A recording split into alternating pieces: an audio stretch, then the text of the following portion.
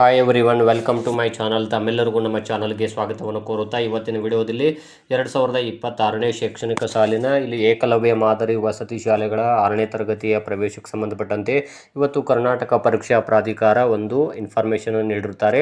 ಅದೇನು ಅಂತ ತಮ್ಮೊಂದಿಗೆ ಇವತ್ತು ನಾನು ಶೇರ್ ಮಾಡ್ಕೊಳ್ತಾ ಇದ್ದೀನಿ. ಈ ಬಗ್ಗೆ ನಾನು ಈಗಾಗಲೇ ಹಿಂದಿನ ವಿಡಿಯೋದಲ್ಲಿ ತಿಳಿಸಿರುತ್ತೇನೆ. ಇಲ್ಲಿ 2026ನೇ ಶೈಕ್ಷಣಿಕ ಸಾಲಿನಲ್ಲಿ ಏಕಲವ್ಯ ಮಾದರಿ ವಸತಿ ಶಾಲೆಗಳ ಮೊದಲ ಸುತ್ತಿನ ಸೀಟು ಹಂಚಿಕೆ ಲಿಸ್ಟ್ ಬಿಡುಗಡೆಗೊಂಡು ಸಾಕಷ್ಟು ದಿನವಾಗಿತ್ತು. ಅಲ್ಲಿ ಈಗಾಗಲೇ ಸಾಕಷ್ಟು ವಿದ್ಯಾರ್ಥಿಗಳು ಅಡ್ಮಿಷನ್ ಮಾಡಿದ್ರು, ಕೆಲವೊಂದು ವಿದ್ಯಾರ್ಥಿಗಳಲ್ಲಿ ಅಡ್ಮಿಷನ್ ಮಾಡಿರಲಿಲ್ಲ. ಹಾಗಾಗಿ ಇಲ್ಲಿ 2ನೇ ಸುತ್ತಿನ ಸೀಟು ಹಂಚಿಕೆ ಲಿಸ್ಟನ್ನು ಇಲ್ಲಿ ಕರ್ನಾಟಕ ಪರೀಕ್ಷಾ ಪ್ರಾಧಿಕಾರ ಇವರು ಇವತ್ತು ಬಿಡುಗಡೆಗೊಳಿಸಿರುತ್ತಾರೆ. ಹೌದು, ಇವತ್ತು ಯಾರು ತಾವು ಫಸ್ಟ್ ರೌಂಡಲ್ಲಿ ಸೆಲೆಕ್ಟ್ ಆಗಿಲ್ಲ ಆ ವಿದ್ಯಾರ್ಥಿಗಳು ಇಲ್ಲಿ ಸೆಕೆಂಡ್ ಲಿಸ್ಟಲ್ಲಿ ಯಾರ್ಯಾರು ಆಯ್ಕೆ ಆಗಿದ್ದೀರಿ ಏನು ಅಂತ ಚೆಕ್ ಮಾಡ್ಕೊಳ್ಳೋದು ಹೇಗೆ ಅಂತ ನಾನು ತಮ್ಮೊಂದಿಗೆ ಇವತ್ತು ತಿಳಿಸ್ಕೊಡ್ತಾ ಇದ್ದೀನಿ. ಇನ್ನು ತಾವುಗಳು ನಮ್ಮ ಚಾನಲನ್ನು ಫಸ್ಟ್ ಟೈಮ್ ನೋಡ್ತಾ ಇದ್ದರೆ ತಾವೆಲ್ಲರೂ ಕೂಡ ಈ ಚಾನಲನ್ನು ಸಬ್ಸ್ಕ್ರೈಬ್ ಆಗಿದ್ದು ನಮಗೆ ಶೈಕ್ಷಣಿಕ ವಿಡಿಯೋಗಳನ್ನು ಮಾಡಲಿಕ್ಕೆ ಇನ್ಸ್ಪಿರೇಷನ್ ನೀಡುತ್ತೆ ಅಂತ ತಿಳಿಸುತ್ತಾ, ಇಲ್ಲಿ ಮೊದಲನೇದಾಗಿ ನೋಡಿ, ತಾವುಗಳು ಗೂಗಲ್ನಲ್ಲಿ KEA ಅಂತ ಟೈಪ್ ಮಾಡಿ ಫಸ್ಟು. ಅದಾದಮೇಲೆ ಇಲ್ಲಿ ಇತ್ತೀಚಿನ ಪ್ರಕಟಣೆಗಳು ಅಂತ ಇರುತ್ತೆ ನೋಡಿರಿ, ಅಲ್ಲಿ ಸಂಪೂರ್ಣವಾದಂತಹ ಮಾಹಿತಿಯನ್ನು ಕೊಟ್ಟಿರ್ತಾರೆ. ನೋಡ್ತಾ ಹೋದಾಗ ತಾವುಗಳು ನೋಡ್ಬೋದು ಇಲ್ಲಿ ಮೊದಲನೇದಾಗಿ ಡೀಟೇಲ್ಸ್ ಏನು ಮಾಹಿತಿ ಇದೆ ಅಂತ.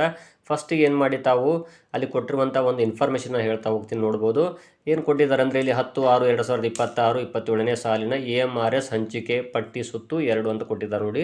ಇಲ್ಲಿ ದಿನಾಂಕ 10ನೇ ಜೂನ್ 2026 ಅಂತ ಇರುತ್ತದೆ. ಇನ್ನು ತಾವುಗಳು ಏನು ಮಾಡ್ಬೋದು, ಅದನ್ನು ಕ್ಲಿಕ್ ಮಾಡಿದ ಕೂಡಲೇ ಸಂಪೂರ್ಣ ಲಿಸ್ಟು ಓಪನ್ ಆಗುತ್ತೆ.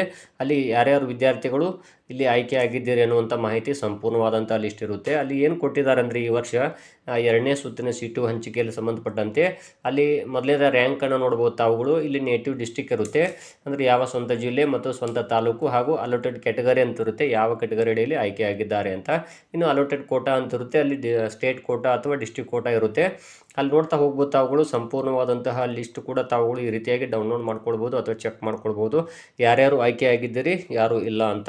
ಇದು ಇವತ್ತು ರೌಂಡ್ 2 ಲಿಸ್ಟನ್ನು ಬಿಡುಗಡೆಗೊಳಿಸಿರುತ್ತಾರೆ. ನೀವು ವಿದ್ಯಾರ್ಥಿಗಳು ಇಲ್ಲಿ ಅಡ್ಮಿಷನ್ ಮಾಡಲಿಕ್ಕೆ ತಾವು ಸೂಕ್ತವಾದಂತಹ ದಾಖಲೆಗಳನ್ನು ಸಿದ್ಧತೆಯಲ್ಲಿ ಇಟ್ಕೊಳ್ಬೇಕಾಗುತ್ತೆ. ಏನೇನು ದಾಖಲೆಗಳಂತ ನಾನು ಈಗಾಗಲೇ ಹಿಂದಿನ ವಿಡಿಯೋದಲ್ಲಿ ತಿಳಿಸಿದ್ದೇನೆ ಮತ್ತು ತಮಗೆ ಇನ್ನೊಂದು ಸಾರಿ ಏನೇನು ದಾಖಲೆಗಳು ಬೇಕು ಅಂತ ತಮಗೆ ತಿಳಿಸ್ಕೊಡ್ತೀನಿ.